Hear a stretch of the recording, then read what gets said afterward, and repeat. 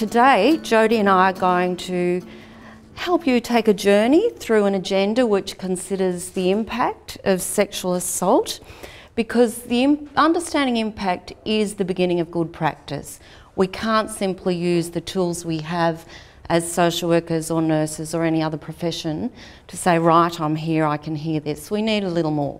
In terms of the impact, we want you to consider that there's a physical dimension to sexual assault, a psychological, emotional, financial and social domains. We'll fill in these headings a little more as we travel through, but I want you to start thinking about that. We want you to think that this is a time to look through the eyes of clients. So today we're really going to be putting ourselves in the space of a person who's been sexually assaulted. We need to just have a minute before we see the person, prepare for them. You don't know what the history is, but put in to your mind that I may be sitting with someone who has a history of sexual assault or family violence. How am I going to be available to her today? So that's the beginning of understanding impact. We believe that when women are with a practitioner that's available, they are more able to hear. When a practitioner is able to ask a question about their sexual assault or family violence or safety history, then a woman is able to talk with them. What we think is, if someone's gathered the timing, the courage, the moment to tell, well then, if we don't respond, what we do is produce silence. And what people experience of silence is disinterest or non-belief. So it doesn't matter how we fumble our way through it, so long as we are going to respond with interest in the person, they're going to have a positive experience of us. And that's the first step towards their recovery. So hats off, I'd say. Let's take hats off, and if someone is able to tell us, let's grab that opportunity and use it. The silence can also often be filled with the words that the perpetrator may have used as part of the abuse. You know, nobody will believe you, or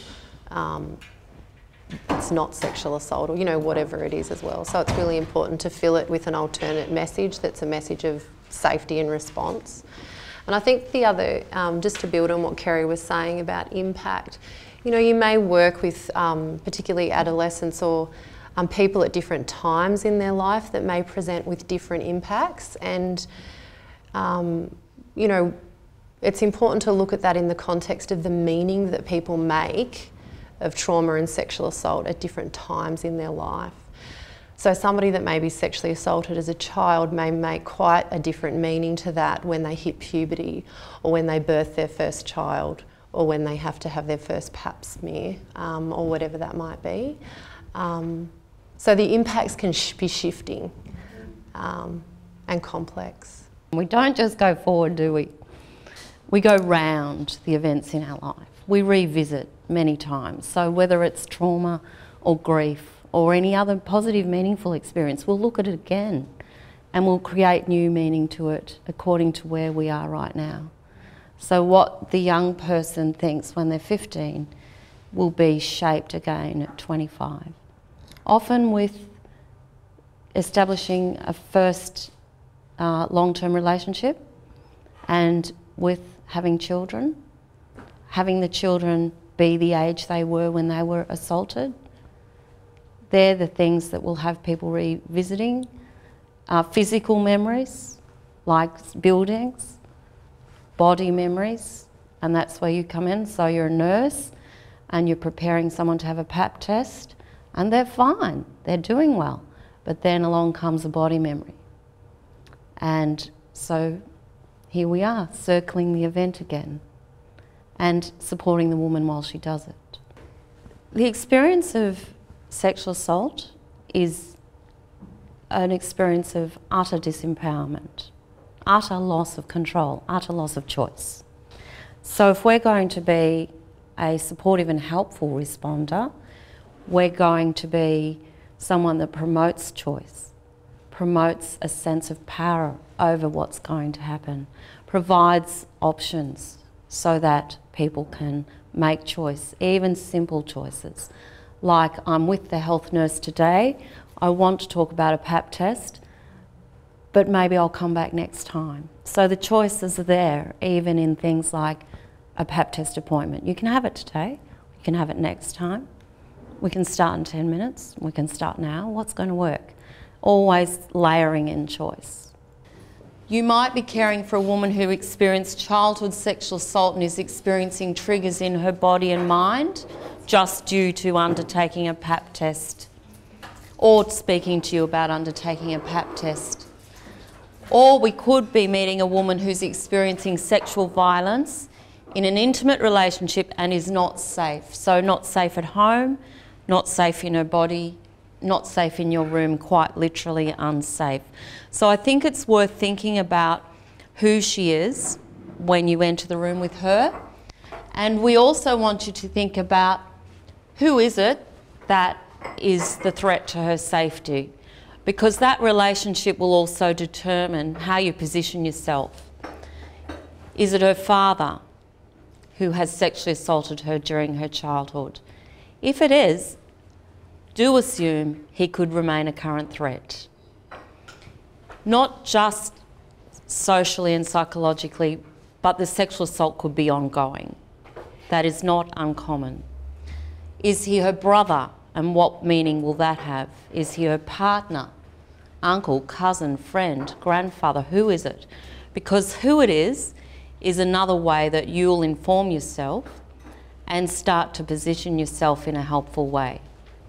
Key element of the experience of violence is the loss of control and a feeling of powerlessness. So our role is to work very differently than that at all times. We want to give women a sense of control in the healthcare environment, in the school environment. So we assume that you always introduce yourself. But how will you introduce yourself in a connecting way? How will you do that in a way that lets her feel a sense of control? I've been to medical professionals who introduce themselves and I feel awful at the end of it. So what is it about that introduction? It's a powerful introduction. It's an introduction over me. So we're looking at introductions that are with our client. We want to give a lot of information because for people who are anxious, people who have a trauma history, information's everything. We need to give it slowly. We need to give it in more than one method. So we give it verbally, we give it in written form once we've checked literacy, and if it helps to find some YouTubes she can watch, we find them. So we need to think about how will she get information in a way that she can access. We need to explain anything we do. I know these are the nuts and bolts, but so often we hear accounts of what's gone wrong. Now, every time we talk about actively listening, everyone thinks they do it. I do it very well some days and very badly others. So in fact, we don't do it well all the time.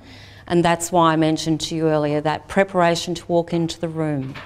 We can't assume ever that the person we're about to see is safe or has a safe history. We assume the other so that we're prepared for them. We do give time to ask questions and check that she's comfortable and we get consent. But how do we do that? So respect, meaning that I'm with someone who has a different life than I have. I accept, I don't understand all of that. I respect it. We have kindness. Kindness is worth several health degrees, I think. Just kindness. We have compassion.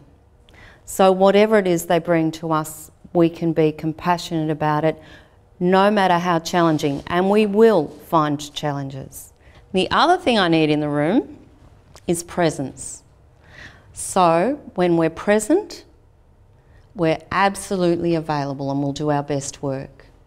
Being present is the hardest thing we'll do because we usually have got a health agenda to attend to. We might have an hour, and in that hour we're expected to achieve an outcome. We're expected to be able to client note that.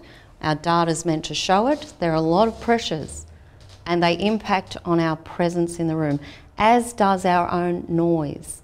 What I mean by that is, I've come to work, I've had an enormous fight with my partner, the children were late to school, 9:30, how are you? So I need to be present, and there are a lot of things that are going to impact on that throughout the day.